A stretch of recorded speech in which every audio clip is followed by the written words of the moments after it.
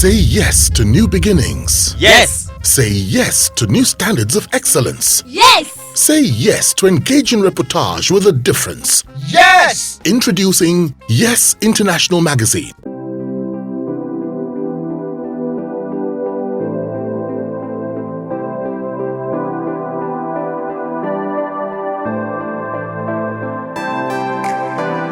So what has been the toughest business challenge, or what is the toughest business challenge that any business owner can face? Being a Nigerian, that's the toughest business challenge. And I read a book recently. The book says that your spirit chooses your name, your date of birth, that your spirit chooses your location, your spirit chooses the country. And then I said to myself, my spirit, why do you hate me? Why did you choose Nigeria if it is indeed my spirit that chose this situation? Because let me give you a scenario.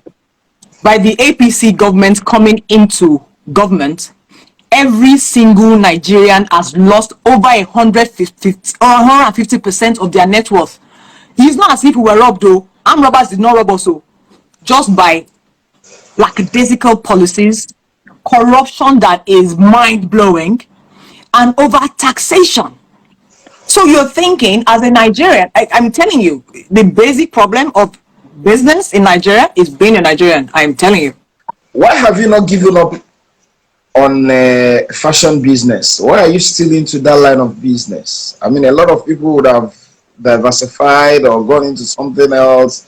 But I mean, I've known you now for over 20 years. You're still stuck with the fashion business. Why is this so?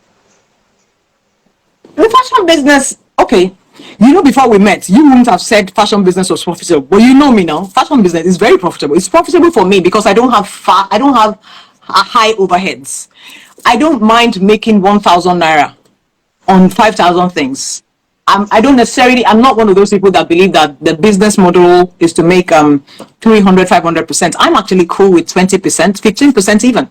What I work with is a fast turnover. And for me, that has been the winning formula. And in an economy that keeps reducing the ability of people to spend, it's still profitable for me. I mean, it could be better. And plus, I have a lot of other businesses. They just don't have a public face. Okay. We'll still talk about that. I have asked you this same question a couple of times, but I mean, for the benefit of those who are watching or those who are likely listening to you for the first time, what exactly got you interested in the fashion business? Let me straighten the tried old story. I went to my friend's house. She was selling clothes. The clothes were ridiculously expensive. I went with a couple of friends. I was like, Debbie, your clothes, and the kind of bargains you get. You can do better with your eyes closed. So I went and took some money to. I think my seed investment was about 5,000 or 10,000 pounds back in those days, and I came back with 3 or 4 suitcases. No, 5 suitcases, because I remember correctly when I got to the airport, I saw a friend of mine, Larry. Larry didn't have any luggage and he was traveling first class. I was in business class. So I remember he pitied me and I would have paid excess, but they checked me in. They checked my stuff in as his because he was just traveling with a hand luggage. So when I came, the first set of suitcases, I think the money I made over that weekend, because before then I was working with my mother. My mom had a building. She did contracts. We built roads, so I was working with her. But that weekend that I came in, the amount of money I made without carrying file from registry, from office and ministry, that opened my eyes to how much money there was in retail. And I realized one thing: for good value, people will spend money. It doesn't even have to be money that's available, but for good value, people will spend money. So what edge, has every man got over other people who are also in your line of business? Well, I can deliver better and cheaper always. That's my goal. My goal is mine will be cheaper and mine will be better because I first and foremost I have a higher purchasing power. Let me give you an example. There was a fabric today that I liked, and there was somebody else that liked the same fabric. because I was in the fabric market earlier on. I had a meeting with one of my major suppliers, and the woman was begging for maybe 100 yards of it, and my suppliers told her, no, I can't sell you anything. You know why? Because if I express an interest in a particular fabric, you can't sell. If you sell it, I will cut you off. So I have a bigger purchasing power. If somebody wants to buy 3,000 yards of something, and you want to piss me off by selling to somebody that wants to buy 100 yards, could be a painful business experience. People learn not in business. The thing is, learn not to cross the people that feed you. So because of that, I'm able to get a cheaper. I will get a cheaper rate because I'm buying higher. I will buy fabrics that are still in production in China. So I've already bought maybe 20,000 yards of something. So by the time you get here and they tell you 3,000 naira per yard, I may have bought it at 700 naira per yard because I bought it when it was in production.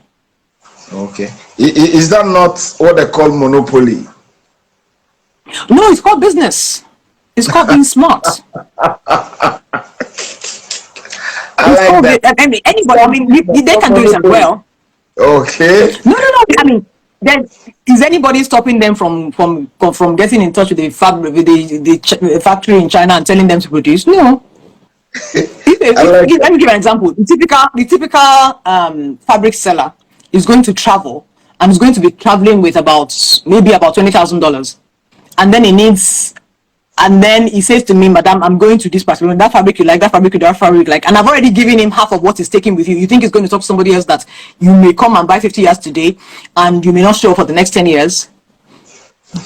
What has kept me in business is consistent, solid relationships, integrity. So if I look at any fabric and it is my supplier store and I touch it and you enter that store, they cannot sell it to you.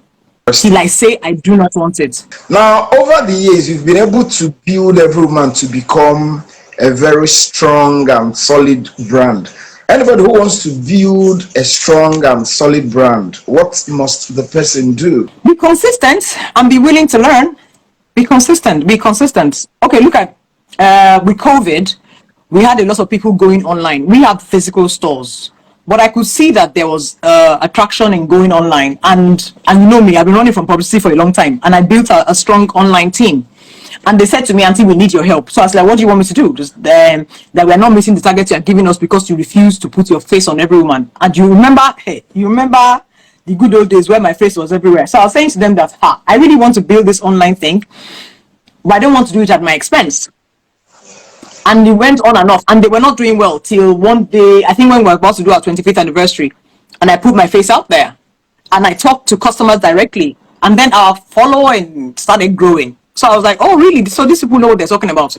So once in a while they'll say to me, Auntie, we need you to wear a dress and just say something. People like to hear you talk. Apparently my customers like to hear my voice. Oh, okay. Is it to wear a dress and rub small powder? Oh yeah, let's wear a dress and rub powder. Okay.